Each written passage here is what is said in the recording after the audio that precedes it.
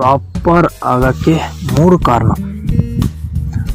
ನಾವು ಟಾಪರ್ ಆಗ್ಬೇಕಂತಂದು ಎಲ್ಲ ವಿದ್ಯಾರ್ಥಿಗಳು ಇರ್ತದೆ, ಬಟ್ ನಾ ಟಾಪರ್ ಆಗಂಗಿಲ್ಲ. ಆದರೆ ನಾವು ಸ್ಟಡಿ ಮಾಡೋದು ಮನಸ್ಸಿನಲ್ಲಿ ಉಳಿಯಂಗಿಲ್ಲ, ನಮ್ಮ ಮೈಂಡಲ್ಲಿ ಉಳಿಯಂಗಿಲ್ಲ.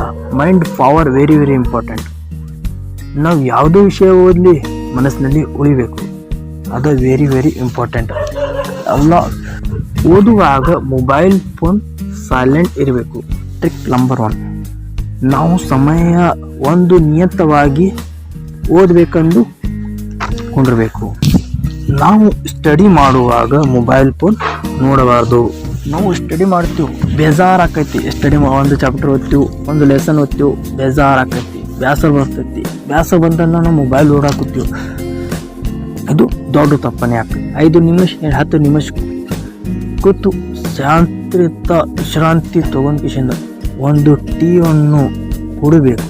ಇದೇ ರೀತಿ ಸ್ಟಡಿ ಮಾಡ್ರು ಅಂದರೆ ಟಾಪರ್ ಆಗೋಕ್ಕೆ ಚಾನ್ಸಸ್ ಆಗುತ್ತದೆ. ನಾವು ಸ್ಟಡಿ ಮಾಡುವಾಗ ಮೊಬೈಲ್ ಫೋನ್ ನೋಡಿದಾಗ ನಮ್ಮ ಸಮಯ ಹಾಳಾಗುತ್ತದೆ.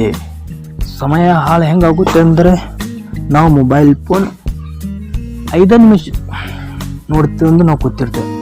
2 ಅಥವಾ 3 4 ಗಂಟೆ ಸಮಯವನ್ನು ಹಾಳಾಗುತ್ತದೆ, ಹಾಳಾಕಿಸಿ ವೇಸ್ಟ್ ಆಗುತ್ತದೆ. ಅದಕ್ಕೆ ನಮಗೆ ಸ್ಟಡಿ ಮಾಡೋಕ್ಕೆ ಮನಸ್ಸೇ ಇರೋಂಗಿಲ್ಲ. ಸ್ಟಡಿ ಮಾಡಂದ್ರೆ ಮೈಂಡಲ್ಲಿ ಉಳಿಯಂಗೂ ಇಲ್ಲ. ಸ್ಟಡಿ ಹೇಗೆ ಮಾಡಬೇಕಂದ್ರೆ, ಮೊಬೈಲ್ ಫೋನ್ ಬಿಟ್ಟು ನಾವು 1 ಅಥವಾ 2 ತಾಸು ಸ್ಟಡಿ ಮಾಡಲಿಕ್ಕೆ ಓದಬೇಕು ಅಂತ ನಾವು ಕೊಂಡಿರ್ಬೇಕು. ನಾವು ಯಾವುದು ವಿಷಯ ಸ್ಟಡಿ ಮಾಡಬೇಕಂದ್ರೆ ಶಾಂತ ರೀತಿ ಕೊಂಡಿರಬೇಕು. ನಾವು ವಿಷಯ ಓದುವಾಗ ಇಲ್ಲಿ ಸಮಯವನ್ನು ನೋಡುವಾಗ ಯಾವುದೇ ಒಂದು ವಿಷಯ ಅಥವಾ ಒಂದು ಅಧ್ಯಯನವನ್ನು ಓದಿ ಒಂದೇ ಸಲ ಬೇಜಾರಾಗ್ತೇವೆ. ನಾವು ಓದಬೇಕಂದು ಮನಸ್ಸಿನಲ್ಲಿ ಇರಬೇಕು. ನಾವು ಮನೆ ಅಥವಾ ರೂಮ್ನಲ್ಲಿ ಓದುವಾಗ 2 ಫ್ರೆಂಡ್ಶಿಪ್ ಇರಬೇಕು. ಒಬ್ಬ ಓದ್ರಂದ್ರೆ ಬೇಜಾರಾಕೈತಿ, ಇಬ್ರು ಏನಂದ್ರೆ ಡಿಸ್ಕಷನ್ ಆಕೈತಿ, ಒಬ್ಬರಿಂದ ಒಬ್ಬರು ಡಿಸ್ಕಷನ್ ಆಕೈತಿ. ನೀವು ಒಂದು ಚಾಪ್ಟರ್ ಓದೋದು, ಇವು ಒಂದು ಚಾಪ್ಟರ್ ಓದೋದು, 2 ಚಾಪ್ಟರಿಂದ ಡಿಸ್ಕಸ್ ಮಾಡ್ರಂದ್ರೆ ಇಬ್ರಿಗೆ ಉಳಿತೈತಿ. ನಾವು ಓದುವಾಗ ರಿಯಾಯಿತಿಯಿಂದ ಬೆಂಚಲ್ಲಿ ನೆಲದಲ್ಲಿ ಕೂತು ಓದಬೇಕು.